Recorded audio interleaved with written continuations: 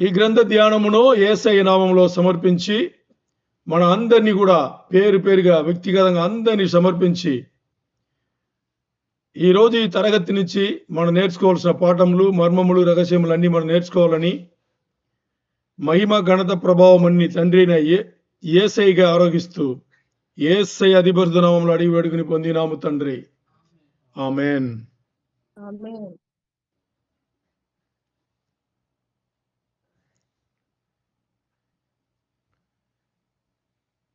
ఈరోజు యాక్చువల్గా మన పండగ చేసుకోవాలి. ఎందుకంటే ఈరోజు మన ధ్యాన భాగం వచ్చేసి యేసయ్య తిరిగి రావడం. వచ్చిపోయిన యేసయ్య మొదటి అక్కడ పుట్టి పెరిగి రక్షణ ఇచ్చిందని అయిపోయింది. తర్వాత 7 ఏళ్ల శ్రమల కాలం ముందు మన అందరినీ తీసుకెళ్ళిపోయారు, అది కూడా అయిపోయింది. అలా రెండవసారి వచ్చేటప్పుడు అది రెండవ రాకడని చెప్పాము. మధ్యాకాశంకి వస్తారు. భూమిపైన ఆయన కాలు పడదు, మధ్యాకాశం నుండి మనను వధువుగా తీసుకెళ్ళిపోతారు. రెండో రాకడ అనేది 7 ఏళ్ల శ్రమల కాలం తర్వాత వచ్చేది. సో యేసయ్య వస్తారు. యేసయ్య వచ్చేటప్పుడు మనం ఆయనతో ఉంటాం. ఇప్పుడు ఈరోజు మనం మాట్లాడబోయే ధ్యానం చేయబోయే ఈ వాక్య భాగం వచ్చేసి చాలా ముఖ్యమైనది. అంటే ఒక పెద్ద డ్రామా జరిగిన తర్వాత క్లైమాక్స్ ఎలా ఉంటుంది, చాలా ఎదురు చూపుతూ ఉంటుంది కదా, అలాంటిదన్నమాట.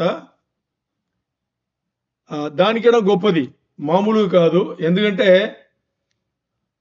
ప్రకటన గ్రంథం పరిశుద్ధ గ్రంథంలో ఆదికాండం నుంచి ప్రకటన గ్రంథం వరకు 66 పుస్తకములు, 39 పుస్తకములు పాత నిబంధన,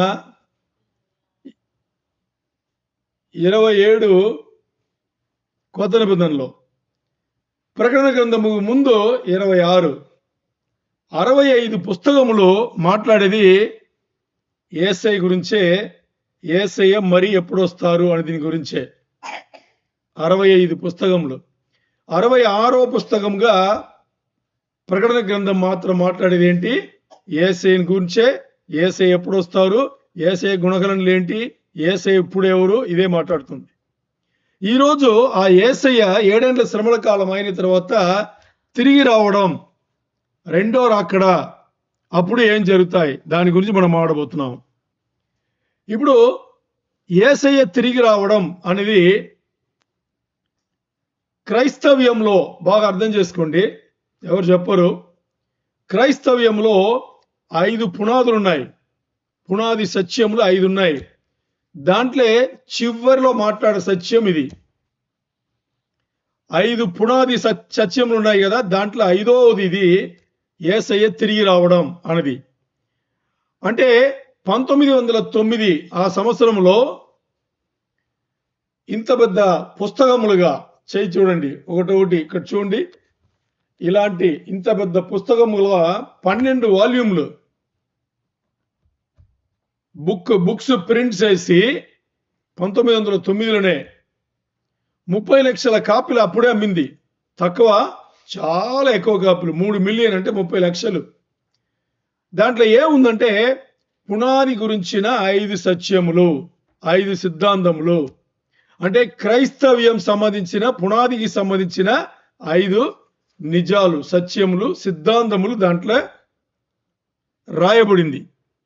అంటే అది దేని ఆధారపడి రాయబడిందంటే, ఒకటి పరిశుద్ధ గ్రంథం, తర్వాత చరిత్రం, పరిశుద్ధ గ్రంథం సంబంధించిన చరిత్రంలో ఏమేమి ఉందో, తర్వాత క్రైస్తవ్యం, ఈ 3ని కలిపి 5 పునాది సంబంధించిన సిద్ధాంతములు రాయబడింది.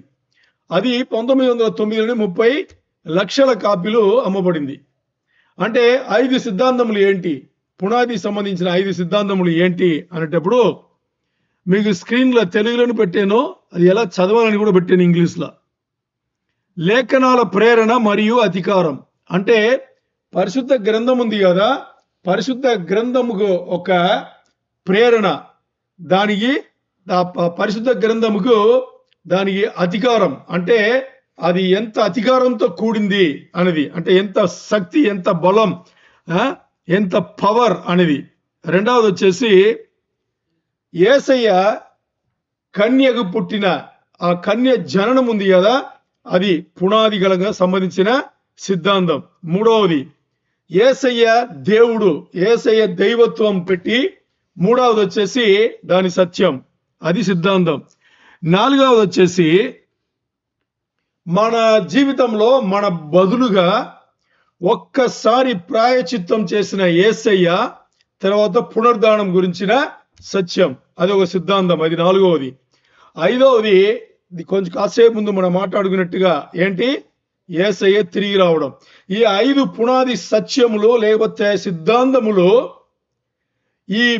ఇది పాటించే వాళ్ళను అప్పట్లో ఏమని పిలుస్తారంటే ఫండమెంటలిస్ట్ అంటారు. ఈ పుస్తకానికి పేరు కూడా ఫండమెంటల్స్ అనే పెట్టారు. ఈ 12 వాల్యూములు పెట్టారు కదా, ఈ పుస్తకానికి పేరు కూడా ఏమని పెట్టారు, ఫండమెంటల్స్ అని పెట్టారు. దాన్ని పాటించే వాళ్ళందరూ కూడా ఎవరు, ఫండమెంటలిస్ట్. అంటే ఈ 5 పునాది గల సత్యములను ఎవరైతే సిద్ధాంతములు ఎవరైతే పాటిస్తారో వాళ్ళందరినీ ఫండమెంటలిస్ట్ అన్నారు. మరి ఈ పేరు ఈ రోజుల్లో ఏమైందంటే, ఈ పేరుని వినగానే మిగతా వాళ్ళందరూ ఏమనుకుని భయపడుతున్నారు అంటే, వీళ్ళు ఏదో మతం సంబంధించిన, అంటే క్రైస్తవ్యం మన మతం సంబంధించిన తీవ్రవాదుల్లాగా ఉన్నారు. ఎందుకంటే వీళ్ళు చక్కగా అన్ని పాటిస్తున్నారు, ఇంత పట్టింపు ఎవరి ఉండదు అని చెప్పేసి ఇప్పుడు ఉండే వాళ్ళు ఫండమెంటలిస్ట్ అని మాట్లాడట్లేదు, ఎలాగ పిలవట్లేదు. ఇప్పుడు ఉండే వాళ్ళను ఈవాంజలిస్ట్ అని పిలుస్తున్నాం, ఈవాంజలికల్స్ లేకపోతే ఈవాంజలిస్ట్ అని పిలుస్తున్నాం. దానికి తెలుగులో సువార్థికులు. ఏం చెప్తారు, స్వార్థికులు అంటే దేవుని యొక్క స్వార్థను పంచవాళ్ళు అని చెప్పేసి ఇప్పుడు పేరు మార్చి, ఒకవేళ ఈ ఫండమెంటల్స్ ఈ 5 సిద్ధాంతములు మనం మాట్లాడాం కదా, దీన్ని ఎవరైతే నమ్మరో వాళ్ళను ఈ రోజు కూడా లిబరల్స్ అంటారు లేకపోతే మోడర్నిస్ట్ అంటారు. అంటే వీళ్ళు దాన్ని నమ్మరు. దేని నమ్మరు, క్రైస్తవ్యం సంబంధించిన క్రీస్తు సంబంధించిన 5 పునాది సత్యములను సిద్ధాంతములను వీళ్ళు నమ్మరు. సింపుల్ చెప్పాలంటే వీళ్ళను అన్యులు అని మనం పిలుస్తాం. సరే, ఇప్పుడు మనం ఎవరు, లిబరల్సా, మోడర్నిస్టా లేకపోతే ఇవాంజలికల్సా? ఎవరు మనం? సువార్థికులు. ముందు మనం ఉండింటే మనల్ని ఫండమెంటలిస్ట్ అని ఉంటారు. ఆ పేరు ఇప్పుడు మారింది కాబట్టి ఇప్పుడు మనం ఏమంటారు, ఇవాంజలికల్స్ అంటారు, లేకపోతే తెలుగులో చెప్పాలంటే స్వార్థికులు అని చెప్పేసి. ఇది మనం గుర్తుపెట్టుకుందాం, సరేనా? ఇప్పుడు ఈ 5 సిద్ధాంతములలో చివరి సిద్ధాంతం ఏంటి, యేసయ్య తిరిగి రావడం. అది ఈ రోజు మనం మాట్లాడుతున్నాం. ఇప్పుడు ప్రకటన గ్రంథం 19వ అధ్యాయం 11వ వచనం చదవండి. ప్రకటన, revolution 19th chapter 11th verse. ప్రకటన 19:11 వచనం చదవండి. మరియు పరలోకము తెరవబడి ఉండుట చూచితిని. పరలోకము తెరవబడి ఉండుట చూచితిని. అప్పుడు ఇదిగో తెల్లని గుర్రం ఒకటి కనబడెను. దాని మీద కూర్చుండి ఉన్నవాడు నమ్మకమైన వాడును సత్యవంతుడును అని నామము గలవాడు. ఆయన నీతిని బట్టి విమర్శ చేయొచ్చు. చూడండి, చదివేటప్పుడు ఆయన నీతిని బట్టి అని చెప్పకూడదు, ఆయన నీతిని బట్టి విమర్శ చేయుచు యుద్ధము జరిగించుచున్నాడు. ఆమేన్. ఓకే, ఇప్పుడు పరలోక వాక్యులు విప్పబడగానే తెరవబడగానే అపోస్తలుడైన యోహాను ముందు అక్కడ చూసింది ఏంటి, తెల్లని గుర్రం, దానిపైన కూర్చున్న ఒక వ్యక్తి కదా, అదే అక్కడ కనబడింది. మరి అపోస్తలుడైన యోహాను ఆ రోజుల్లో తెల్లని గుర్రంలో ఒకరు కూర్చుంటే 2 విషయాలకు సాదృశ్యం. ఒకటి, యుద్ధములో గెలిస్తే వాళ్ళు తెల్లని గుర్రంలో వస్తారు. ఎందుకంటే ఆ రోజుల్లో రోమా సామ్రాజ్యం ఉంది కదా. అపోస్తలుడైన యోహాను ఇప్పుడు ఏ సామ్రాజ్యం, రోమా సామ్రాజ్యం. రోమా సామ్రాజ్యం వాళ్ళు, ఈ రోమా చక్రవర్తులు ఎక్కడైనా దండెత్తి వాళ్ళు గెలిచేసి వచ్చి ఒక పేరాడ్ చేస్తారు. ఆ పేరాడ్లా గెలిచిన వాళ్ళందరూ తెల్లని గుర్రములు వస్తారు. మరి యుద్ధం చేయడానికి వాళ్ళ ఇష్టమైన స్పీడ్ వల్ల గుర్రములు ఏదైనా ఎక్కుతారు. మరి దానికి ఆ గెలిచిన దాన్ని పండగ చేసుకోవాలంటే ఏం చేస్తారు వాళ్ళు? తెల్లని గుర్రంలో వస్తారు. దానికి ఏం అర్థం అంటే ఒక చక్కని వీరుడు, సూర్యుడు, ఒక యుద్ధం నుంచి గెలిచిన వాడు అని అర్థం. ఇప్పుడు అపోస్తలుని యోహాను చూసిన ఆ వ్యక్తి కూడా తెల్లని గుర్రంలో కూర్చున్న వ్యక్తి. అంటే దానికి అర్థం ఏంటి? ఈయన ఒక గెలుపుతో అందరిని గెలిచిన అంటే అపోస్తలుని యోహాను తెల్లని గుర్రంలో అక్కడ పరలోకంలో చూడగానే దానిపైన కూర్చున్న వ్యక్తి దేనికి సాదృశ్యం? ఒక యుద్ధాన్ని గెలిచి చాలా మంది రాజులను గెలిచి వచ్చిన దానికి ఒక మిలిటరీ లీడర్ కి ఈక్వల్ గా ఉండే దానికి అర్థం అని అక్కడ మనం చూసుకోవాలి. దానిపైన కూర్చున్న వ్యక్తి ఎలాంటి వ్యక్తి అంటే విశ్వాసం కల. ఇంకోసారి చదవండి ఆ వచనం. మరియు పరలోకము తెరవబడి ఉంటుట చూచితిని, అప్పుడు ఇదిగో తెల్లని గుర్రం ఒకటి కనబడెను. ఓకే, దాని మీద కూర్చుండి ఉన్నవాడు నమ్మకమైన వాడును. ఆ పదం నమ్మకమైన వాడును సత్యవంతుడును, ఈ రెండు అర్థం చేసుకోండి. నమ్మకమైన వాడు, ఇంగ్లీష్ దాని వాడబడిన పదం ఫెయిత్ఫుల్, ఇంకోటి ట్రూ. ఓకే, నమ్మకమైన వాడును సత్యవంతుడును అని ఉంది. ఇప్పుడు యేసయ్య మొదటి రాకడలో వచ్చేటప్పుడు ఆయన అలా రాలా. మొదటిసారి వచ్చేటప్పుడు ఆయన ఎలా వచ్చారు? శిశువుగా వచ్చి ఏం చేశారు? ఆయన మనకి రక్షణ ఇవ్వడానికి మొదటిసారి చాలా హంబుల్గా వచ్చారు ఆయన. అంటే తన స్థాయిని బాగా తక్కువ చేసుకుని అలా వచ్చి మనకు రక్షణ ఇచ్చేసి వెళ్ళారు. మరి ఇప్పుడు సెకండ్ టైం రెండో రాకడలో ఆయన వచ్చేటప్పుడు అలా రాలా. తెల్లని గుర్రంలో ఎలా వస్తున్నారు? ఆయన రాజులు అందరినీ గెలిచినట్లుగా ఒక మిలిటరీ లీడర్ లాగా ఆయన వస్తున్నారు. అలా వచ్చి ఆయన సత్యవంతుడును, ఆ తర్వాత నమ్మకమైన వాడు ముందు, ఆ తర్వాత సత్యవంతుడు అని. అంటే ఈ రెండు కూడా యేసయ్యకు చాలా కరెక్ట్ గా ఫిట్ అవుతుంది. అది నమ్మకమైన వాడు అనేది, అలాగే సత్యవంతుడు అనేది యేసయ్యకి కరెక్ట్ గా ఫిట్ అవుతుంది. ఎందుకు అనేటప్పుడు యేసయ్య నమ్మకమైన వాడికి ఎక్కడ ఉన్నాడు అంటే తండ్రి అయిన దేవునికి. ఎందుకంటే ఆయన ఈ లోకముకు వచ్చిన దాని నుంచి, మరి మొదటిసారి వచ్చిన దాని నుంచి వెళ్ళిన వరకు తండ్రి చిత్తం తప్పితే ఇంకోటి చేయల. ముందుగా ఆయన దేవునికి తండ్రికి వచ్చేసి నమ్మకంగా ఉన్నాడు, విశ్వాసంగా ఉన్నాడు. రెండవది వచ్చేసి ఆయన ఏ పనిపైన పంపబడ్డాడో ఆ పనిపైన ఆయన చాలా విశ్వాసంగా, చాలా నమ్మకంగా ఆయన ఉన్నాడు. అందుకని ఆయన మొదటి పేరేంటి? నమ్మకమైన వ్యక్తి. రెండవది వచ్చేసి ఆయనను ఏమనంటారు? సత్యవంతుడు అంటారు. ఇప్పుడు మనం దాన్ని కూడా చూస్తాం. ఈ రెండు ఆయనకి చాలా కరెక్ట్ గా ఫిట్ అయ్యేట్టుగా ఉండే ఇది. ఎందుకంటే తండ్రి నువ్వు సిలువకు వెళ్ళాలి అంటేప్పుడు యేసయ్య అక్కడి నుంచి బయలుదేరేటప్పుడు ఆయనకి తెలుసు. ఏమని తెలుసు? సిలువకే వెళ్తున్నాడు అని ఆయన తెలుసు. మరి అలా వచ్చిన తర్వాత కూడా, శరీరధారి వచ్చిన తర్వాత కూడా ఆయన సొంత పని కోసం సొంత అజెండా పెట్టుకుని రాలా. అంటే పంపిన ఆ తండ్రికి ఎంత నమ్మకమైన వ్యక్తిగా యేసయ్య ఉన్నారు అనేది. మరి ఒక్కసారి గెత్సెమనే తోటల ఆయనకు బలహీనం వచ్చి తండ్రికి ప్రార్థన చేసినా గాని చివరిలో ఆయన మాట్లాడే మాట ఏంటి? తండ్రి నీ చిత్తమే నెరవేరును కాక అన్నాడు. దాని ద్వారా మనకేమొచ్చింది? సాల్వేషన్, రక్షణ వచ్చింది. అందుకని ఇంకోటి, ఆయన దేని నమ్మకంగా ఉన్నాడంటే ఆయన ఇవ్వబడిన పని పైన కూడా ఆయన చాలా నమ్మకంగా ఆయన ఉన్నాడు. ఎందుకు అనేటప్పుడు ఆయన పరలోకం నుంచి దేవుడిగా ఉండి బయలుదేరేటప్పుడే అప్పుడే తెలుసు శరీరధారి ఆయన వచ్చేది ఆయన సిలువ కోసమే అనేది అది ఆయనకి బాగా తెలుసు. అందుకని దాన్ని చూసే, దాన్ని విని, దాన్ని తెలుసుకునే ఆయన వచ్చాడు. అందుకని రెండు విషయములలో ఆయన, ఒకటి నమ్మకమైన వ్యక్తి, ఇంకోటి సత్యవంతుడు. ఈ రెండు తెలిసి ఆయన వచ్చాడు. ఇంకోటి వాక్యం చెప్తుంది, ఆయన సత్యవంతుడు, నమ్మకమైన వ్యక్తి, ఇంకోటి సత్యవంతుడు.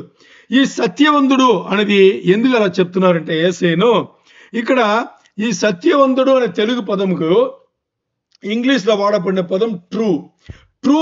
గ్రేక పదం వచ్చేసి అలైథెనాస్ ఉంది. అలైథెనాస్ అంటే జెన్యూన్ లేకపోతే నిజముగా అని అర్థం.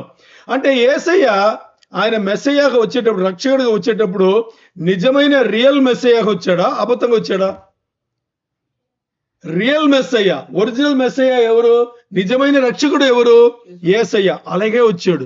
మరి అంత్యక్రీస్తు వచ్చాడు, ఆయన ఎవరు? అబద్ధ మెస్సయ్య, అబద్ధ రక్షకుడు. నేను రక్షణ నుంచి వచ్చాడు కదా, మరి యేసయ్య అలా రాలా, అందుకని ఆయన నిజం. ఓకే, ఇప్పుడు అదే 19:11 చివరి భాగం తీసుకుందాం, చదవండి. ఆయన నీతిని బట్టి విమర్శ చేయొచ్చు యుద్ధము జరిగించుచున్నాడు. చూడండి, ఆయన నీతిని బట్టి విమర్శ చేస్తూ యుద్ధము జరిగిస్తున్నాడు. అంటే యేసయ్య 7 ఏళ్ల శ్రమల కాలం అయిన తర్వాత ఆయన రాబోతున్నాడు. అంటే దేనికోసం వస్తున్నాడు? దేనికోసం వస్తున్నాడు అంటే ఒక కారణం చాలా స్ట్రాంగ్ గా పుట్టుకుని వస్తున్నాడు.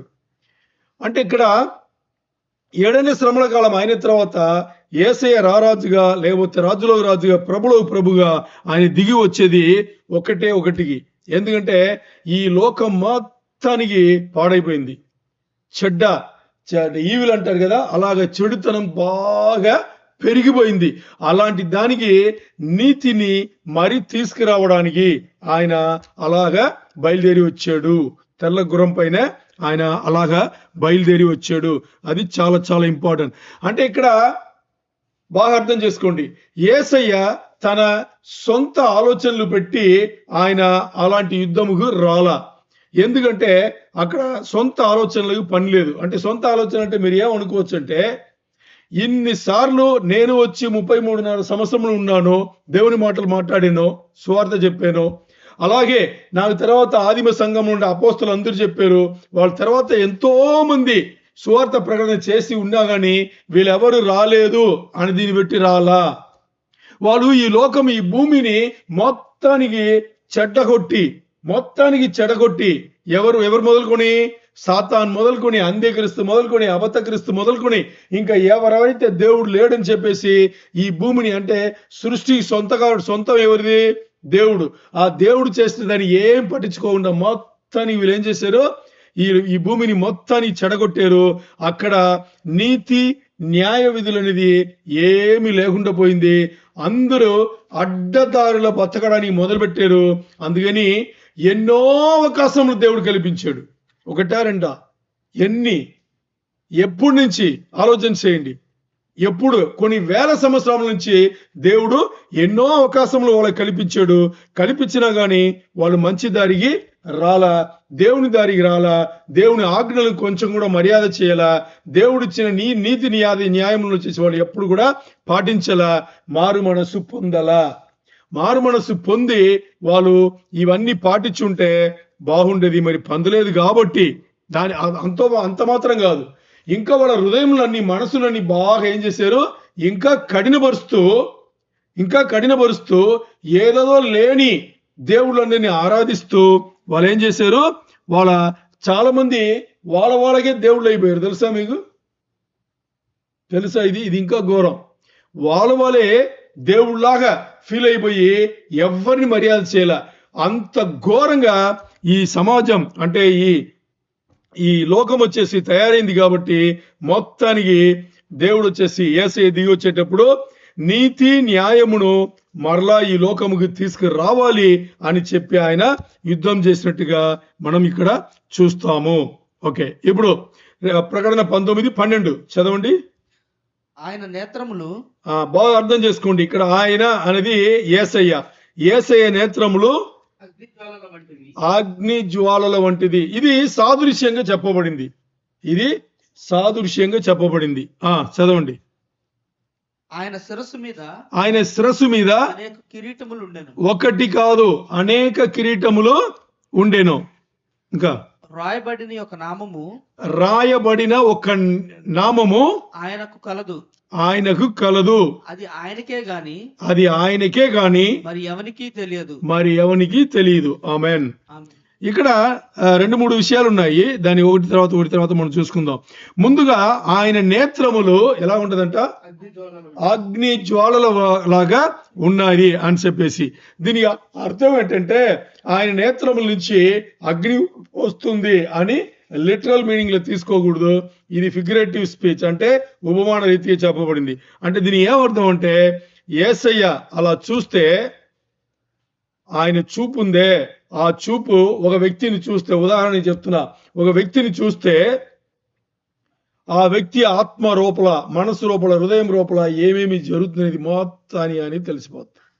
అది అగ్ని జ్వాలల వంటి నేత్రాలు కలిగిన వ్యక్తి అని అక్కడ చెప్పడం. అంటే ఒక వ్యక్తి ఏమేమి తలుసుకుంటాడు, ఆ వ్యక్తి యొక్క తలంపులు ఏంటి, ఆ వ్యక్తి లోపల ఏమేమి ఉద్దేశములు కలిగి ఉన్నాడు, ఇవన్నీ యేసయ్యగా తెలిసిపోతుంది. అలాంటి నేత్రములు కలిగిన వాడు అని అర్థం.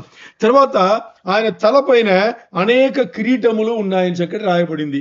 చూసారా, తలపైన ఎవరు కూడా ఒక కిరీటమే కదా పెట్టుకుంటారు, మరి యేసయ్య తలపైన ఎందుకు అన్ని కిరీటములు ఉన్నాయి? ఓకే, దానికన్నా ముందు కిరీటములు రెండు విధానంగా పెట్టుకుంటారు, రెండు విధమైన కిరీటములు పెట్టుకుంటారు. మొదటిలో స్టెఫనాస్ అనే గ్రేక పదం వచ్చేసి మనం మాట్లాడేది కిరీటం అని, రెండోది వచ్చేసి డయాడిమన్స్ ఉంది. ఈ రెండు కూడా కిరీటములే. మరి ఇక్కడ వాడబడిన ఈ కిరీటములు అనిసింది, అనేక కిరీటములు, ఇది డయాడిమ్ అనే పదం వాడబడింది. స్టెఫనాస్ అంటే ఏమర్థం అంటే, దేంట్లోనే గెలిచిన వాళ్ళకి కిరీటములు ఇస్తారు. ఇప్పుడు ఒక యుద్ధానికి గెలిచిన వాడికి కిరీటం ఇస్తారు, ఏదైనా ఒక ఆటలకు గెలిచిన వాడికి కిరీటం ఇస్తారు. ఈరోజు మిస్ వరల్డ్, మిస్ యూనివర్స్ వాళ్ళందరూ కూడా కిరీటములు ఇస్తున్నారు. దీనికి స్టెఫనాస్ అని అర్థం, దేంట్లోనే గెలిచిన వాళ్ళకి. మరి డయాడిమ్ అంటే ఇది కూడా కిరీటమే, ఇది రాయల్ క్రౌన్. అంటే కొంతమందికి వాళ్ళ కుటుంబాలు, ఇక్కడ ఈ లోకంలో చూసుకుంటే వాళ్ళ కుటుంబాలు పరంపరగా ఎలా ఉంటారు, జనరేషన్ తరతరాలుగా వాళ్ళు ఎలా ఉంటారు, వాళ్ళు అలాగ రాజుల్లాగా అలా ఉంటారు కదా, వాళ్ళకి ఎప్పుడు కూడా కిరీటం మనిషి ఉంటుంది కదా. ఇది ఆ అర్థంలో డయాడిమ్ అని పదం వచ్చేసి ఇక్కడ వాడబడింది. అంటే యేసయ్య డయాడిమ్ అనే ఈ ఒక రాజులకు రాజు, ప్రభులకు ప్రభువు వేసుకుంటారు కదా, అలాంటి కిరీటం, అంటే ద రాయల్ క్రౌన్ అంటారు కదా, అలాంటి ఒక కిరీటం ధరించుకుని, ఒక్క కిరీటం కాదు అనేక కిరీటములు నుంచి ఉంటాయి. అక్కడ ఎందుకు యేసయ్య అనేక కిరీటములు ఒకేసారి ధరించుకుని వస్తున్నారు, అది ఆలోచన చేయాలి. అది దీంట్లోనే ఉంది. ఏది, ఆయన వచ్చేటప్పుడు ఎలా వస్తున్నారు? ఓకే, గెలిచి ఎలా వస్తున్నారు ఆయన? రాజులకు రాజుగా, అంటే ఒక రాజు కిరీటం పెట్టుకోవచ్చు. రాజులకు రాజుగా వచ్చేటప్పుడు కిరీటములే పెట్టుకుని వస్తారు. ఒక్క రాజు కదా, ఆయన ఒక్క రాజు కాదు, రాజులందరికీ రాజులు, దేశాలందరికీ రాజులు, అన్ని వర్గాన ఉండే జనాలకు అందరికి కూడా ఆయన రాజుగా వస్తున్నాడు కాబట్టి ఆయనకి అన్ని కిరీటములు ఇవ్వబడింది. చివరిలో ఈ వచనంలో చివరిలో ఆయనకు ఒక నామం కలదు, అది ఆయనకు తప్ప వేరే ఎవరికి తెలియదు అని ఉంది. ఆయనకు ఒక నామం కలదు. మీకు తెలుసా తెలియదా?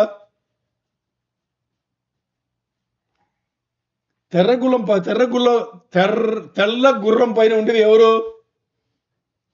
హలో, ఎవరది? అక్కడ చూసింది యేసయ్యనే కదా చూశాడు అపోస్తలుడైన యోహాను. మరి పేరైతే సరైనగా ఉన్నారు, తెలుసా తెలియదా? అంటే ముందే మర్మములు రహస్యం అని చెప్పాము కదా, నేను సైలెంట్గా ఉంటున్నారు మీరు, ఏదో ఉంటుంది అని చెప్పేసి. ఆ పేరు కాదు. ఇక్కడ బాగా అర్థం చేసుకుంటే దేవదూతలైన మానవులైన ప్రతి వాళ్ళకి ఒక పేరు ఉంటుంది. ఇప్పుడు మనకుంటే పేర్ల గురించి నేను మాట్లాడలా, బాగా అర్థం చేసుకోండి. ఇది మన తల్లిదండ్రులు ఏదో తెలిసో తెలియకుండా పెట్టుకునే పేర్లు, అర్థమున్నా అర్థం లేకపోయినా ఏదో పేరు మనం పెట్టాలని పెడతారు అంతే. నేను ఈ పేర్ల గురించి మాట్లాడలా. సృష్టి లోపల ఉండే సెలెస్టియల్ బీయింగ్స్ అంటారు. సెలెస్టియల్ బీయింగ్స్ అంటే పైన పరలోకంలో ఉండే ఏమనాలి, దేవదూతలు అందరూ ఉంటారు కదా పరలోకంలో. దేవదూతలు, కెరూబులు, సెరాపులు వీళ్ళందరూ ఉంటారు కదా, ఉదయ నక్షత్రాలు. వీళ్ళైనా కానీ లేదు ఈ లోకంలో సృష్టి లోపల ఉండే మానవులైనా కానీ వీళ్ళకి ప్రతి వాళ్ళకు ఒక పేరు ఉంటుంది. ఇప్పుడు పరలోకంలో ఉండే వాళ్ళకి ఆల్రెడీ ఆ పేర్లు ఉన్నాయి, వాళ్ళకి తెలుస్తుంది, సరేనా? ఎందుకంటే ఆ పేర్లు తెలిసి దానికి అర్థం తెలియాలంటే మహిమ గల శరీరం ఉంటేనే తెలుస్తుంది. ఏది, మట్టి శరీరం ఉన్న వరకు వాళ్ళకి ఆ పేర్లు దానికి అయిన అర్థం తెలియదు. అంటే మీకు ఉదాహరణ చెప్పాలంటే, ఇప్పుడు పేతురు అనే పేరు ఉంది కదా. ఓకే, పేతురుకు నిజమైన పేరేం పేరు? సీమోను కదా, సీమోను. ఓకే, ఇప్పుడు సీమోను ఇంకోటి ఏదో వస్తుంది తెలుగులో. ఇంకోటి తెలుగులో ఇంకోటి ఉంటుంది, బాగుంటుంది పేరు, చెప్పడానికి బాగుంటుంది. సీమోను అని ఇంకోదో వస్తుంది. ఓకే, దానికి పేతురు అని దేవుడు పిలుస్తాడు. పేతురు అంటే ఏంటి? పీటర్ కదా. పీటర్ అంటే అర్థం ఏంటి? ద రాక్, బండ అని అర్థం. ఈ బండ పైన నేను సంఘమును కడతా అని చెప్పాడు కదా యేసయ్య. అలాంటి పేర్లు అంటే ఇక్కడ అర్థం, ఇక్కడ ఇవ్వండి. పేరు అనగానే అందరికీ దేవుడు ఇచ్చిన పేరు అనగానే దానికి ఏదైతే గుణగణనలు ఉన్నాయో ఆ గుణగణనలు తెలిసి పేరు పెట్టడం. అలాంటి పేర్ల గురించి మాట్లాడుతున్నాం. ఇంకొంచెం తేటగా మాట్లాడుతాం మనం. అందరికీ పేరు ఇవ్వబడింది. ఈయనకు కూడా, ఎవరు? తెల్ల గుర్రం పైన కూర్చున్న యేసయ్య కూడా ఒక పేరుంది. ఆ పేరు ఆయనకి తప్పితే వేరే ఎవరికి తెలియదు అనేసి ఇక్కడ చెప్పబడింది. సరే, ఇప్పుడు ఎప్పుడు తెలుసుకుంటాము అంటే బాగా అర్థం చేసుకోండి. ఈ పేర్లు ఎప్పుడు తెలుసుకుంటాము అంటే యేసయ్య ఉండే ఆ పేరు ఎప్పుడు మనం తెలుసుకుంటాము అంటే, ఎప్పుడు మన మహిమ శరీరం మారి ఆయన యొద్దకు వెళుతామో అప్పుడు మనకి ఆయన పేరు మనకు తెలుస్తుంది. ఇప్పుడు ఎందుకు తెలియదు అంటే, ఇప్పుడు నరులుగా మానవులుగా ఉండే మనకు వచ్చేసి మనకుండే ఆ తెలివి, ఆ జ్ఞానం అనేది చాలా తక్కువ. అంటే ఈ లోకం నుండి దాన్ని అర్థం చేసుకునే దీంట్లోనే మనకు సరిపోతుంది. సో పరలోక విషయంలో చాలా విషయంలో మనకి అర్థం అవ్వే కెపాసిటీ ఇప్పుడు మనకి లేదు. కాబట్టి ఇప్పుడు చెప్పినా మనకు అర్థం కాదు, ఏదో చెప్తున్నారులే అని అనుకుంటాం. అందుకని ఒక్కసారి మన మహిమ శరీరముకు మారిన తర్వాత అప్పుడు ఆటోమేటిక్గా ఏమవుతాం? ఆ లోకంకి వెళ్ళిపోయి అప్పుడు మనకు ఆ వాతావరణం అర్థమయ్యి దానికి సంబంధించిన పేర్లు అన్ని మనకి అర్థమవుతుంది. ఇది యేసయ్య పేరు. తర్వాత మనకు కూడా అక్కడ పేర్లు ఇవ్వబడతాయి. ఏది? ఇప్పుడుండే అశోక్ కానీ, ఇప్పుడుండే బాబురావు కానీ, ఇప్పుడుండే కిషోర్ కానీ, ఇప్పుడుండే మార్క్ కానీ, ఈ పేర్లు ఏమి కూడా అక్కడ ఉండవు. అక్కడ మనకి పేర్లు ఇవ్వబడతాయి. ఆ పేరు ఏంటి అంటే బాగా అర్థం చేసుకోండి. ఆ పేరు ఏంటి అంటే, ఆ పేరు మీరు ఎలాంటి గుణగణనలు కలిగి ఉన్నారో దాని బయలుపరిచేట్టుగా ఆ పేరు ఒక అర్థం ఉంటది. అర్థమైందా మీకు? ఓకే, ఇప్పుడు మనం ఉండే పేర్లు మన నిజం ఏంటో, నిజమైన వ్యక్తిత్వం ఏంటో దాని బయలుపరిచేట్టుగా ఉందా? లేదు కదా. ఆ రోజు మహిమ శరీరం ఉండేటప్పుడు మన నిజమైన వ్యక్తిత్వం ఆ రోజు ఇది ఏంటో దాని బయలుపరిచే అర్థంగా మనకి ఆ పేరు ఇవ్వబడతాయి, ఉంటాయి. అది మనం అర్థం చేసుకోవాలి. సరే, ప్రకటన 19:13 చదవండి. రక్తములో ముంచబడిన వస్త్రము ఆయన ధరించుకొని ఉండెను. ఆయన అంటే యేసయ్య. ఓకేనా? రక్తములో ముంచబడిన వస్త్రము ఆయన ధరించుకొని ఉండెను. మరియు దేవుని వాక్యము అను నామము ఆయనకు పెట్టబడి ఉన్నది. సరే, ఇప్పుడు మీరు ఆ వచనం చదివారు కదా, దాంట్లో రక్తము ముంచబడిన వస్త్రము ఆయన ధరించుకొని ఉన్నాడు అని ఉందా? ఎవరి రక్తం అని ఉందా అక్కడ కదా? ఓకే, ఆయన రక్తం అని ఉందా అంటే యేసయ్య రక్తం కాదు.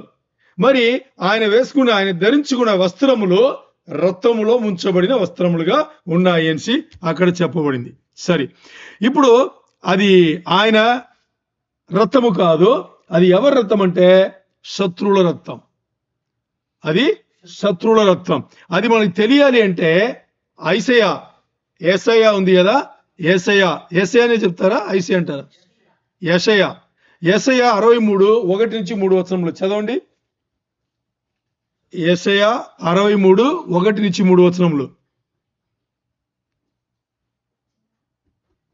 త్వరగా. రక్తవర్ణ వస్త్రము ధరించి ఎదోము నుండి వచ్చుచున్న ఇతడు ఎవరు? శోభిత వస్త్రము ధరించిన వాడై గంభీరముగా నడుచుచు బొస్రా నుండి బలాతిశయముతో వచ్చుచున్న ఇతను ఎవరు? నీతిని బట్టి మాట్లాడుచున్న నేనే, రక్షించుటకు బలాఢ్యుడైన నేనే.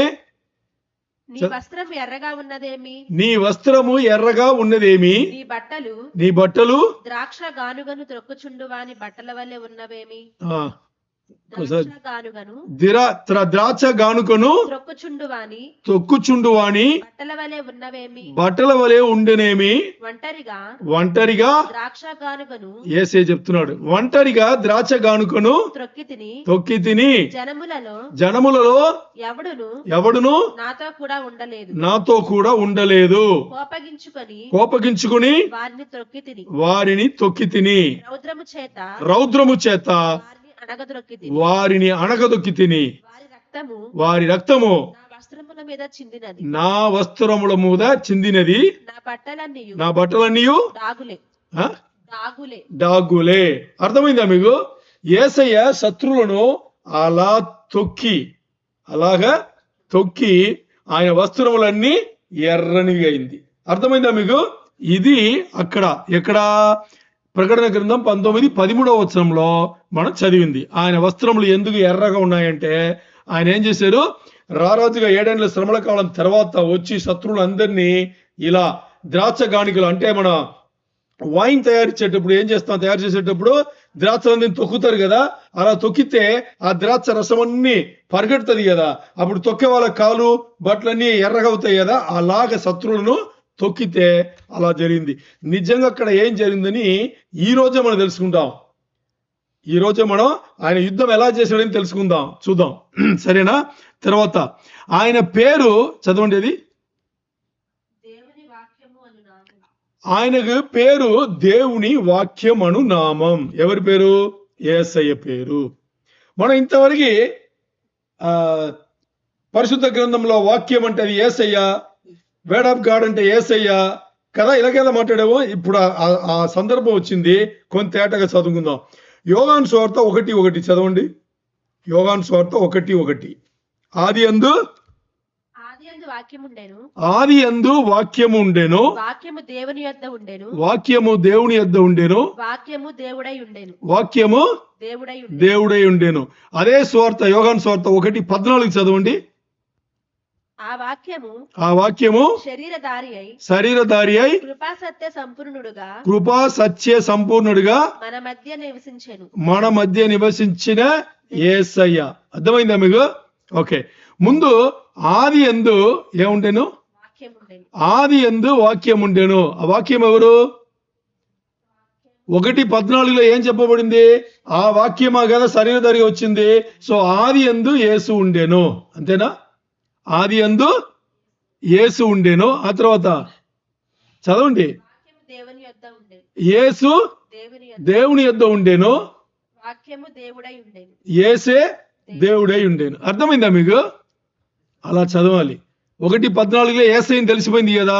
ఇంకోసారి చదవండి. యోహాను 1:1 కాదు, ఆది యందు ఆది యందు యేసు ఉండెను, యేసు దేవుని యొద్ద ఉండెను, యేసు దేవుడై ఉండెను. యేసుని ఎందుకు చెప్తున్నాము? 1:14 ఆ వాక్యం శరీరధారై ఏది వచ్చింది? ఈ లోకముకు వచ్చినట్టు మనం చూస్తున్నాం. అందుకని ఆది యందు యేసుక్రీస్తు ఉండెను, ఆ యేసుక్రీస్తు దేవుని యొద్ద ఉండెను, యేసుక్రీస్తు దేవుడై ఉండెను. ఇది మనకు అర్థమైతే చాలా బాగుంటది. ఎందుకు యేసయ్యను వర్డ్ ఆఫ్ గాడ్ అని చెప్తున్నారంటే, అర్థం ఇప్పుడు నేను చెప్పింది కాదు, ఇంకా చెప్పబోయేది. దానికి ఏమి అర్థం అంటే, మొదటి నుంచి ఈ రక్షణ ప్రణాళికలో యేసయ్య ఉన్నారు. అర్థమైందా మీకు? యేసయ్య ఎందుకు శరీరధారి వచ్చారు? యేసయ్య శరీరధారి రావాల్సిన అవసరం ఏంటి? ఉద్దేశం ఏంటి? నిరీక్షణ ఏంటి? రక్షణ ఇవ్వడానికే కదా. అంటే ఆది యందు యేసుక్రీస్తు, చెప్పండి, ఆది యందు యేసుక్రీస్తు ఉండెను. ఆది యందు యేసుక్రీస్తు ఉండెను, యేసుక్రీస్తు దేవుని యొద్ద ఉండెను. ఇప్పుడు యేసుక్రీస్తు అనేది రక్షణ. ఆది యందు వాక్యం మూలంగా యేసుక్రీస్తు అనే ఒక వ్యక్తి, ఒక దేవుడు అక్కడ ఉండెను. ఎవరి దగ్గర ఉండెను? దేవుని యొద్ద ఉండెను. యేసుక్రీస్తే దేవుడై ఉండెను. అంటే సృష్టికర్త అయినా, వాక్యమైన, దేవుడైనా, శరీరధారైనా అది యేసయ్యనే. అర్థమైందా మనకి? ఓకే. ఇప్పుడు మాట్లాడిన ఈ విషయం ఏంటంటే, ఇది 13వ వచనంలో మాట్లాడిన ఈ వాక్యమై ఉండెను ఉంది కదా, ఈ వాక్యమై ఉండెను అనేది ఏంటంటే, ఈ వాక్యం రక్షణ. అంటే దేవుని ప్రణాళికలో రక్షణ మార్గం కల్పించేది యేసయ్య. ఆ యేసయ్య ఆది నుంచే ఉండెను. ఈ వెడగాడనేది రక్షణ. ఈ రక్షణ అనే ప్రణాళిక ఆది యందు నుంచే దేవుని ప్రణాళికల ఉంది అని చెప్పడానికి అలా చెప్తున్నాం. ప్రకటన 19:14 చదవండి. పరలోకమందున్న సేనలు శుభ్రమైన తెల్లని నారబట్టలు ధరించుకుని తెల్లని గుర్రములెక్కి ఆయనను వెంబడించుచుండిరి. ఎవరు? హలో, ఎవరు? ఎవరు కదా? వాళ్ళు మాత్రమేనా? అదే అందరూ ఎత్తబడిన వాళ్ళే కదా. వాళ్ళు మాత్రమేనా? ఇంకెవరైనా ఉన్నారా? ఇక్కడ 2 గుంపులు ఉన్నాయి. ఎవరు? 2 గుంపులు ఉన్నాయి. ఒక గుంపు దేవదూతలు, ఇంకో గుంపు పరిశుద్ధులు. ఇద్దరు వస్తారు. సరే, మీకు ఎక్కడని చూపిస్తా. 2వ తెస్సలోనిక 1వ అధ్యాయంలో 7-8 చదవండి. 2వ తెస్సలోనిక 1వ అధ్యాయంలో 7-8. ప్రభువైన యేసు తన ప్రభావమును గణపరుచు దూతలతో కూడా పరలోకము నుండి అగ్ని జ్వాలలో ప్రత్యక్షమై దేవుని ఎరుగు వారిని ఎరుగని వారిని మన ప్రభువైన యేసు స్వార్థకు లోబడని వారికి. ఇప్పుడు అర్థమైంది. ఎవరితో వస్తున్నాడు ఆయన? దేవదూతలతో వస్తున్నాడు. అదే కదా ఇప్పుడు చదివాం. ఓకే. ఇప్పుడు 1 తెస్సలోనిక 3:13 చదవండి. సహోదరులారా మీరైతే మేలు చేయటంలో విసుకవద్దు. ఓకే. ఇంకోటి సహోదరులారా అని ఉంది కదా, ఇది పురుషుల స్త్రీల? సహోదరులారా అంటే పురుషుల స్త్రీల? హలో, పురుషులే కదా. ఎక్కడ బైబిల్లో సహోదరులారా అని ఉందో అది పురుషులు, స్త్రీలు ఇద్దరిని పిలవడానికి అలాగే పిలుస్తారు. ఎందుకు? దానికి ఆధారం ఎక్కడుందంటే ఆది కాండంలోనే ఉంది. ఏమని ఉంది? దేవుడు సృష్టి చేసేటప్పుడు ఆడల మొహలను పెట్టాడు, మొహల ఆడవాళ్ళను పెట్టాడు. తెలుసా మీకు? మీరు ఇప్పుడు కూడా చూడండి, చాలా మంది మొహోలు ఆడవాళ్ళలాగా ప్రవర్తన చేస్తారు. చాలా మంది ఆడవాళ్ళు మొహోల్లాగా ఉంటారు. తెలుసా మీకు? ఎందుకంటే ఈ స్వభావం 2నే పెట్టాడు ఆయన. దేవుడు సృష్టిలో పెట్టేటప్పుడు ఏం చేశాడు? ఈ 2 స్వభావంను ఇద్దరిలోని పెట్టాడు. కొంతమంది నడక చూడండి, మొహవాళ్ళు ఆడవాళ్ళలాగా నడుస్తారు. కొంతమంది ఆడవాళ్ళు చూడండి, మొహవాళ్ళ అన్నీ ఉంటాయి. అందుకని వాళ్ళని చూసి నవ్వడం, హేళన చేయడం ఈ పనులు పెట్టుకోకండి. ఇది సృష్టిలో ఇది ఉంది. ఓకే. ఇక్కడ సహోదరులారా అనేటప్పుడు అక్కడ సహోదరులారా అని కలిసి మనం చదవచ్చు, తప్పేం లేదు. చదవండి ఇంకోసారి. సహోదరులారా మేలు చేయుటలో విసుకవద్దు. 14 చదవమంటున్నా. ఈ పత్రిక మూలంగా.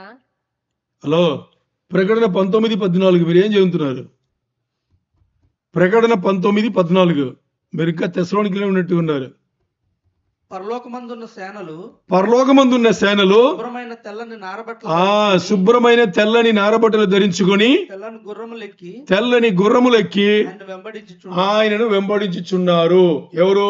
యేసయ్య ముందు వస్తే ఎవరెవరు? అక్కడున్న దేవదూతలు కానీ పరిశుద్ధులు కానీ అందరూ కూడా అక్కడ వస్తున్నారు. ఇక్కడ ఒక విషయం చెప్పాలి. పోయినసారో దాని ముందు సారో షెబన్యా అనే ఒక సహోదరుడు సెబన్యా అనే ఒక సహోదరుడు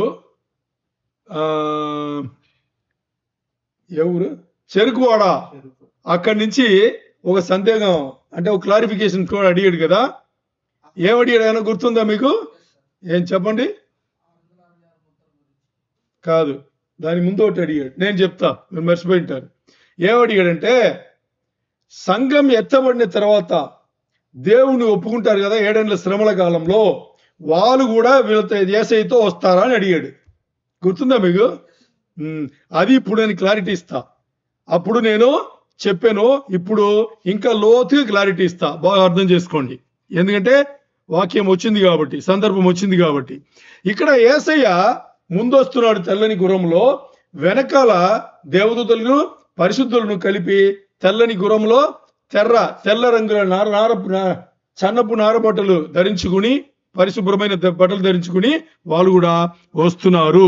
మరి ఇప్పుడు ఎవరు రాలేదు అంటే 7 ఏళ్ల శ్రమల కాలంలో ఎవరు దేవుని కోసం మరణించారో, హతసాక్షులు అయ్యారో వాళ్ళు రావట్లేదు. అర్థమైందా మీకు? ఇప్పుడు వచ్చేది ఎవరు? సంఘం. అంటే 7 ఏళ్ల శ్రమల కాలం ముందు సంఘం ఎత్తబడినప్పుడు ఎవరు మట్టి శరీరం నుంచి మహిమ శరీరం మారిపోయారో ఆ పరిశుద్ధులను, అంటే ఎవరు వీళ్ళు? ఆదాం కాలం నుంచి 7 ఏళ్ల శ్రమల కాలం ముందు సంఘం ఎత్తబడే వరకు దేవుని కోసం ఎవరు మరణించారో వాళ్ళందరూ, అంటే మరణించిన వాళ్ళు, అప్పుడు ఉన్నవాళ్ళు అందరూ కూడా పైన వెళ్ళిపోయారు. వాళ్ళ ప్రాణాత్మలు పైన వెళ్ళిపోయింది. యేసయ్య మధ్యాకాశంకి వచ్చి వధువుని ఎత్తబడి తీసినప్పుడు వీళ్ళు అందరూ వెళ్ళిపోయారు కదా. వీళ్ళు ఇప్పుడు మహిమ శరీరం వెళ్ళిపోయారు. మహిమ శరీరం ధరించుకున్న వాళ్ళే యేసయ్యతో ఇప్పుడు 2వ రాకడలో రాగలరు. యేసయ్య లేకపోతే ఇంకా మిగతా మహిమ శరీరం ధరించిన వాళ్ళు దేవదూతలు వీళ్ళే. ఎందుకంటే వాళ్ళందరూ ఇప్పుడు మహిమ శరీరం ఉన్నారు కాబట్టి వీళ్ళు రాగలరు. మరి ఎవరు రాలేదు అంటే 7 ఏళ్ల శ్రమల కాలం ముందు సంఘం ఎత్తబడిన తర్వాత, దాని ముందు సంఘం ఎత్తబడిపోయింది, దాని తర్వాత ఎవరు దేవుని కోసం యేసయ్య కోసం మరణించారో వాళ్ళందరూ కూడా హతసాక్షులు అయ్యారు, పరిశుద్ధులు అయ్యారు. మరి ఇంకా వాళ్ళకి మహిమ శరీరం ఇవ్వబడలేదు. అర్థమైందా? మరి వాళ్ళు ఎప్పుడు వస్తారంటే ప్రకటన గ్రంథం 20వ అధ్యాయంలో 4-5 వచనములు వరకు వాళ్ళకి మహిమ శరీరం ఇవ్వబడదు. తీయండి, ప్రకటన గ్రంథం 20వ అధ్యాయం 4-5 వచనములు చదవండి. అంతటా సింహాసనమును చూచి తిని వాటి మీద ఆసీనులై ఉండేవానికి విమర్శ చేయుటకు అధికారం ఇవ్వబడెను. మరియు క్రూర మృగముకైనను దాని ప్రతిమకైనను నమస్కారం చేయగా తమ నొసలయందు గాని చేతులయందు గాని దాని ముద్ర వేయించు కొనని వారిని యేసు విషయమై తామిచ్చిన సాక్ష్యము నిమిత్తమును దేవుని వాక్యము నిమిత్తమును శిరచ్ఛేదం చేయబడిన వారి ఆత్మలను చూచి తిని వారు బ్రతికిన వారై. అక్కడ అయితే చాలు. చూసారా, వీళ్ళెవరు? 7 ఏళ్ల శ్రమల కాలంలో అంత్యక్రీస్తుకు వాడు ముద్ర వేసుకోలేదు, వాడిని పూజించలేదు. వీళ్ళ ఆత్మలు, హతసాక్షి చేయబడిన ఆత్మలు అక్కడ ఎవరు చూశారు? అపోస్తలుడైన యోహాను అక్కడ చూస్తున్నారు. ఎప్పుడు? 20వ అధ్యాయంలో చూస్తున్నాడు. చూసి వాళ్ళు దేని వస్తున్నారు? జీవముగా. ఏంటి? వారు చదవండి దాన్ని. వారు బతికిన వారై అని ఉంది కదా. ఆ బతికిన వారై అనే ఆ పదమే ఇప్పుడు వాళ్ళు మహిమ శరీరముకు మారుతున్నారు. అప్పుడే మహిమ శరీరముకు మారుతున్నారు. ఎందుకు? 7 ఏళ్ల శ్రమల కాలం అయిన వెంటనే మనతో వాళ్ళు రాలేదంటే వాళ్ళు ఇంకా మహిమ శరీరం తీసుకోలేదు. మరి ఎప్పుడు తీసుకుంటున్నారంటే ప్రకటన గ్రంథం 20వ అధ్యాయం 4-5 వచనంలో ఎక్కడ ఏం చెప్తుందంటే 7 ఏళ్ల శ్రమల కాలం అయ్యి యేసయ్య వచ్చి ఈ ఆర్మగద్దోన్ యుద్ధం అన్ని అయిన తర్వాత, మరి అది ముగించిన తర్వాత 1000 ఏండ్ల పరిపాలన జరుగుతుంది కదా. అప్పుడు అంటే ఆర్మగద్దోన్ యుద్ధం జరిగిన తర్వాత 1000 ఏండ్ల పరిపాలన జరగడానికి ముందు వాళ్ళు ఏం చేస్తున్నారు? మహిమ శరీరం వెళ్ళిపోతున్నారు. అప్పుడు వాళ్ళు మొత్తానికి పరిశుద్ధులు అయ్యారు. సరే, ఇప్పుడు యేసయ్య తెల్లని గుర్రములో ముందొస్తున్నాడు, వెనకాల దేవదూతలు పరిశుద్ధులు అందరూ మనం వస్తున్నాము. మరి బాగా చూస్తే మన దగ్గర లేదా దేవదూతల దగ్గర ఎవరి దగ్గర కూడా ఆయుధాలు లేవు. మరి దేనికి వస్తున్నాము? మనం హార్మగద్దాన్ని యుద్ధం చేయడానికి వస్తున్నాము. మరి మన చేతిలో ఏమి లేవు, ఆయుధాలు లేవు. ఎందుకు లేవు? పోనీ యేసయ్య చేతిలో ఆయుధాలు ఉన్నాయా? లేవు. యేసయ్య చేతిలో కూడా ఆయుధాలు లేవు. ఏ ఆయుధాలు లేవు. ఎందుకంటే యేసయ్య ఒక్కరే యుద్ధం చేయబోయేది, మనం కాదు. మనం కాదు యుద్ధం చేయబోయేది. ఎవరు? యేసయ్య. ఈ రోజు మన జీవితంలో కూడా మనకి ఏమి కొదువు ఉన్నా యేసయ్యని ముందు పెట్టండి. అదే కదా ఇప్పుడు చెప్తుంది. అంత పెద్ద యుద్ధానికి మిమ్మల్ని వెంట వేసి వస్తే మనకన్నా పనిచ్చాడు ఆయన. ఎంత పెద్ద యుద్ధం అది. ఇంకా అసలు యుద్ధాలే ఉండదు. ఏది ఆ యుద్ధం తర్వాత ఈ లోకంలో ఇంకా యుద్ధాలే లేవు. ఈ లోకంలో కాదు, ఏ లోకంలో యుద్ధాలు ఉండదు. అలాంటి అంత పెద్ద యుద్ధంకే యేసయ్య మనల్ని వెంటబెట్టుకుని వచ్చినా కూడా మనకు పని ఏంటి? ఉత్తో కూర్చోవడమే. పరిశుద్ధులకు అలా కూర్చుని తెల్లని గుర్రంలా అక్కడి నుంచి రావడమే, జర్ర అని రావడమే. మరి యుద్ధం మన కోసం చేసేది ఎవరు? యేసయ్య. యేసయ్య యుద్ధం చేస్తున్నారు. యేసయ్య యుద్ధం ఎక్కడ చూసాం మనం యుద్ధం చేసేది? యెషయా 63:1-3 చదువున్నాం కదా. ఆయన మాత్రమే యుద్ధం చేశారు. ఆ యుద్ధమే ఈ యుద్ధం. అంటే దీని యుద్ధం అని చెప్పడానికన్నా ఏం చెప్పాలంటే, ఇది ఒక ఇంగ్లీష్లో నాకు తెలుసు కానీ తెలుగులో తెలియదు. దీన్ని మసక్కర్ అంటారు. మసక్కర్ అంటే ఏంటి? మసక్కర్ అంటే ఏంటి? మసక్కర్ అంటే అలా మొదలు పెట్టేమో అప్పుడే అయిపోయింది. అంటే అంటే కన్ను రెప్ప అలా పోయి ముందే మొదలైంది అయిపోయింది. అలా ఉంటది కదా, దానిదే మసక్కర్ అంటారు.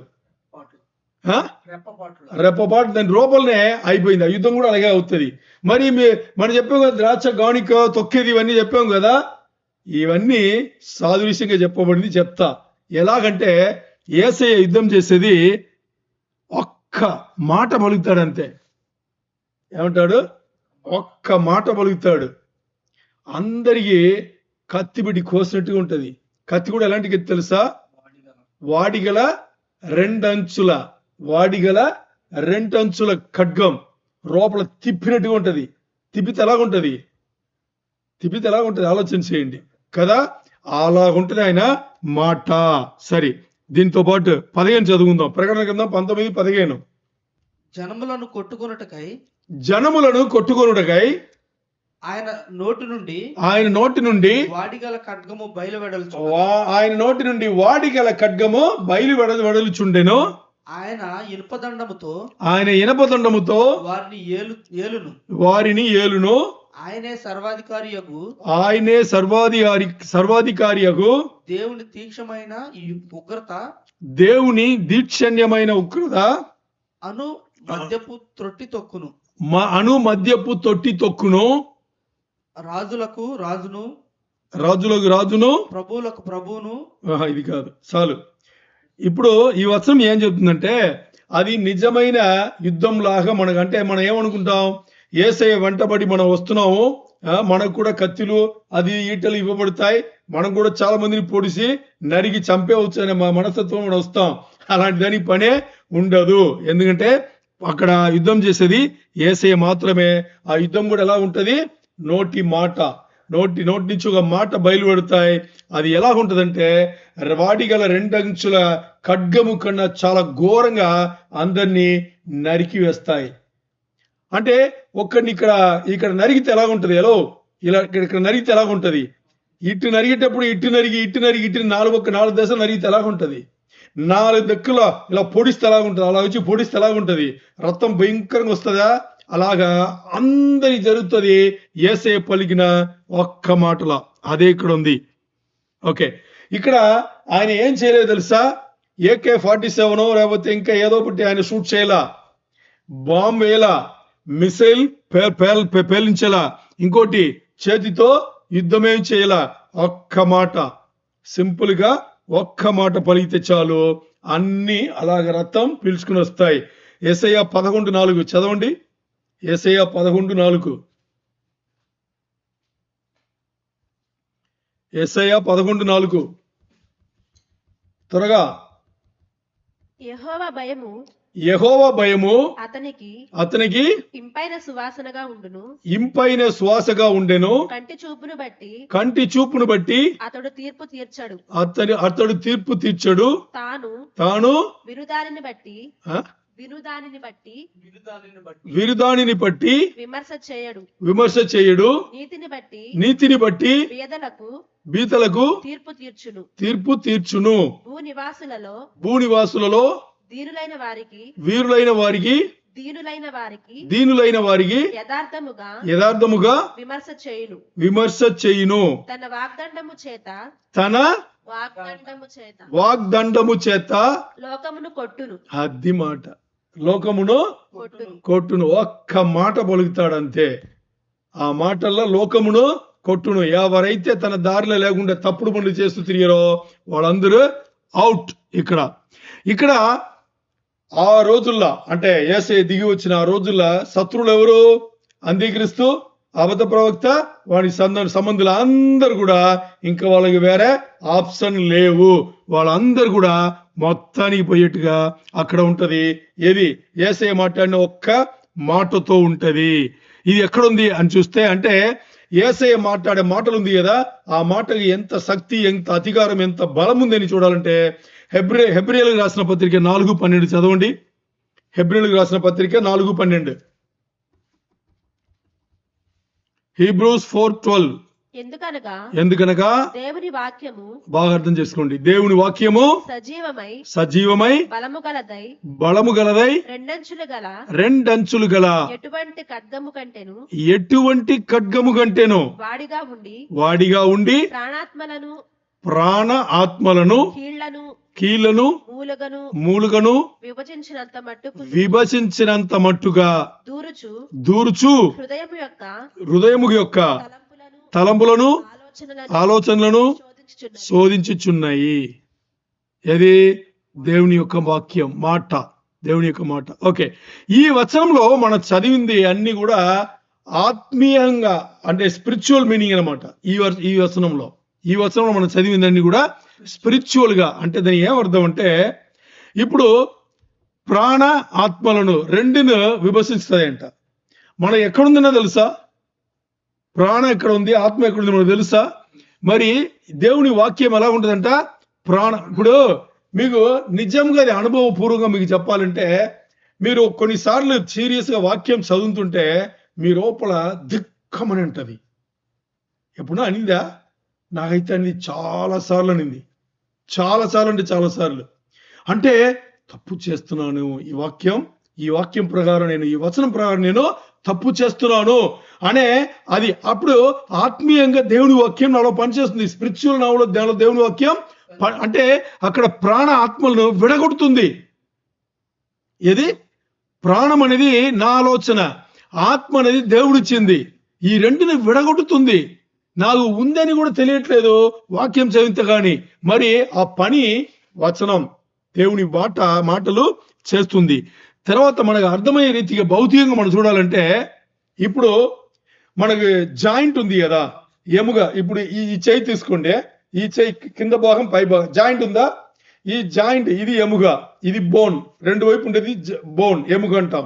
ఈ రెండుని జాయింట్ చేస్తా మారో అంటాం కదా, గుజ్జు అంటాం కదా. ఇది ఈ రెండు ఎంత డిస్టెన్స్ ఉంటది? ఈ ఎముక మధ్యలో గుజ్జు ఎంత ఉంటుంది అనుకున్నారు? చెప్పండి. ఈ ఎముకను, ఈ గుజ్జును విడగొడుతుందంట, విభజించదంట. ఏది? దేవుని మాట. ఇది భౌతికంగా మనం అర్థం చేసుకోవడానికి చెప్పబడింది.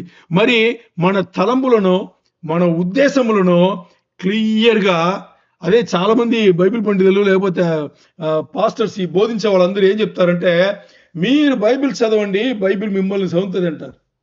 ఎందుకు చెప్తారు? ఎప్పుడో విన్నారా దీన్ని? మొదటిసారి వింటే వినండి, నేను చెప్తా. మీరు బైబిల్ చదవండి, బైబిల్ మిమ్మల్ని చదువుతుంది అంటారు. అంటే దాని ఏమర్థం అంటే, మీరు బైబిల్ చదువుతుండేటప్పుడు బైబిల్ మిమ్మల్ని విడగొట్టుతాయి, విభజిస్తాయి. అంటే మీరు ఏంటి అనేది బైబిల్ మీకు చెప్తాయి, అదే బైబిల్ మిమ్మల్ని చదవడం. మీరు ఏంటి అనేది ప్రతి వచనం చదవను ఆ వచనం ప్రకారం మీరు ఎలాంటి జీవితం కలిగి ఉన్నారనేది మీకే తెలుస్తుంది. దాని బైబిల్ మీకు నేర్పుతుంది. అందుకే మీరు బైబిల్ చదవండి, బైబిల్ మిమ్మల్ని చదువుతుంది అని చెప్తారు. ఇదే అది. మరి ఈ వచనం మనం మాట్లాడింది, ఈ వచనంలో అంటే హెబ్రీయులు 4:12 మనం చదివింది వచ్చేసి ఆత్మీయమైన అర్థం. మరి 13వ వచనంలో చూసాం కదా, ప్రకటన 19:15 చూసింది వచ్చేసి దానికి భౌతికంగా తొక్కినట్టుగా అన్ని భౌతికంగా జరుగుతాయి అక్కడ. ఎందుకంటే మెగిద్దోన ప్రదేశంలో ఆర్మగెద్దోన్ యుద్ధం ఎవరికి ఈ 10 రాజులు అక్కడ ఉంటారు. ఈ 10 రాజులు సంబంధించిన భూరాజులు అందరూ, తూర్పు దేశపు రాజులు ఇంకా భూరాజులు అందరూ కూడా వచ్చి అక్కడ ఉన్నారు. దేనికి? ఇశ్రాయేల్ని చంపేయాలి, తొక్కి చంపేయాలని వస్తుంటారు. అందరూ ఇశ్రాయేల్గా వచ్చారు. వాళ్ళందరూ అక్కడ ఆ మెగిద్దోన ప్రదేశంలో వచ్చి నిలబడితే అక్కడ ఏం చేశాడు దేవుడు? యేసయ్య దిగి వచ్చి ఒక్క మాట పలిగాడు. ఆ మాట ఏం చేసింది? 2 అంచుల వాడిగల ఖడ్గము కన్నా వాడిగల, అలాగేనా చదివాము? 2 అంచుల వాడిగల ఖడ్గము కన్నా వాడిగల. ఆ మాటలు అందరిని ఏం చేసింది? చంపింది. అంటే అన్ని నరుగుడులే, తొక్కుడులాగా నరుగుడులే. ఆ మాట పెళ్లి అన్ని చేస్తే 9 అడుగులు రక్తం పారింది. ఎన్ని అడుగులు? ఆ లోయలో 9 అడుగులు. 9 అడుగులు ఎలా చూసామంటే, గుర్రం ఉందా? గుర్రం నార్మల్గా ఎన్ని అడుగులు ఉంటాయి? నిజమైన గుర్రం, మన ఊరు గుర్రం కాదు. మన ఊర్లో గాడిదలన్నీ గుర్రాలు అయిపోతాయి, పొట్టి ఉంటాయి. నిజమైన గుర్రం వచ్చేసి 10-12 అడుగులు ఉంటాయి. దానికి మెడలో ఒకటి కడతారు కదా, దాన్ని బ్రిడిల్ అంటారు ఇంగ్లీష్లో, కళ్ళం. ఆ కళ్ళం వచ్చేసి 9 అడుగులు ఉంటాయి. వచనం చెప్పింది 9 అడుగుల వరకు రక్తం పారిందంట. అంటే ఎలా నరిగి ఉంటే, ఎలా అడ్డంగా పడింటే అందరూ 9 అడుగులు రక్తం పారాలి ఆ లోయల, అంతవరకు పారింది అనేది చాలా చాలా ఇంపార్టెంట్. అలాంటి రక్తం బయటికి వచ్చేటప్పుడు యేసయ్య తెల్లని వస్త్రములు ఏమైంది? ఎర్రని వస్త్రములు అయినట్టుగా మన ఎక్కడ యెషయా 63:1-3 వచనంలో మనం చదువుకున్నాము. ఇప్పుడు ప్రకటన 19:16 చదవండి. రాజులకు రాజును ప్రభువులకు ప్రభువును ఆయన నామము ఆయన వస్త్రముల మీదను తొడ మీదను రాయబడి ఉన్నది. ఓకే, యేసయ్య గుర్రమైన వస్తున్నాడు, అంతే కదా? యేసయ్య తెల్లని గుర్రమైన వస్తున్నాడు. ఇప్పుడు ఆయనకి పేరు రాయబడింది అక్కడ. ఏమని? రాజులకు రాజు, ప్రభువులకు ప్రభు. 2 చోట్ల రాయబడింది. ఒకటి తొడపైన, ఇంకోటి వస్త్రముల పైన. అంటే ఇక చూడండి, ఒకటి యేసయ్య రొమ్ము పైన వస్త్రముల పైన, ఇంకోటి తొడపైన. ఇప్పుడు యేసయ్య గుర్రంలో కూర్చుంటే, లేదు ఒక వ్యక్తి గుర్రంలో కూర్చుంటే ఎలా కూర్చుంటారు? బయటి సైడ్ తొడ తెలుస్తుంది కదా, తొడ తెలుస్తుందా? అక్కడ రాయబడింది. ఎందుకు? తెలియాలని. ఎవరు ఇలాంటి పనులు చేస్తున్నారు అనేది అంతమంది జనాభాకు తెలియదు కదా. ఎవరికి? కోటాను కోట్ల మంది ఉన్నారు అక్కడ. ఎందుకంటే తూర్పు దేశ రాజుల నుంచే 20 కోట్ల మంది సైన్యం వచ్చింది. ఎంతమంది? 20 కోట్ల మంది సైన్యం వచ్చింది కదా. ఇంకా ఈ 10 రాజులు కలిపిన భూరాజులు అంత మొత్తం అక్కడ ఉన్నారు. అక్కడ ఎవరున్నారు తెలుసా? అక్కడ ఉండేది కొంతమంది మాత్రం భూమిలో అక్కడక్కడ ఉన్నారు. వీళ్ళెవరు తెలుసా? వీళ్ళు అంత్యక్రీస్తు యొక్క ముద్ర వేసుకోలేదు. చేతి ఎంది కానీ అవసరం కానీ ముద్ర వేసుకోలేదు. వాడి ప్రథమకి కూడా నమస్కరించలేదు. ఇలాంటి వాళ్ళు, ఇక్కడ రాని వాళ్ళు కొంతమంది అంత్యక్రీస్తుకి తప్పించుకుని అక్కడక్కడ ఉన్నారు. కొంతమంది ఉన్నారు. వీళ్ళు తప్పితే మిగతా అందరూ అక్కడ మెగిద్దోన ప్రదేశంలో ఆర్మగెద్దోని యుద్ధంలో ఉన్నారు. యేసయ్య చేత అందరూ నాశనం అయ్యారు. యేసయ్య తెల్లని గుర్రంలో తోడపైన ఏమని ఉంది? రాజులకు రాజు, ప్రభువులకు ప్రభు అనేసి, తర్వాత రొమ్ము పైన కూడా, వస్త్రముల పైన కూడా ఆయన పేరు అలాగా ఉంది. నిజమైన మీ అర్థం దీని ఏంటంటే, రాజులకు రాజు అంటే ఈ భూరాజులు ఎన్ని వేల మంది ఉన్నా అంతమంది ఇప్పుడు ఎవరు రాజు అయ్యారు? యేసయ్య రాజు అయ్యారు. అంటే ఏలుతాడు. తర్వాత నిజంగా లార్డ్ అనే మీనింగ్ ఏమర్థం అంటే మాస్టర్ అని అర్థం. మాస్టర్ అంటే యజమానుడు.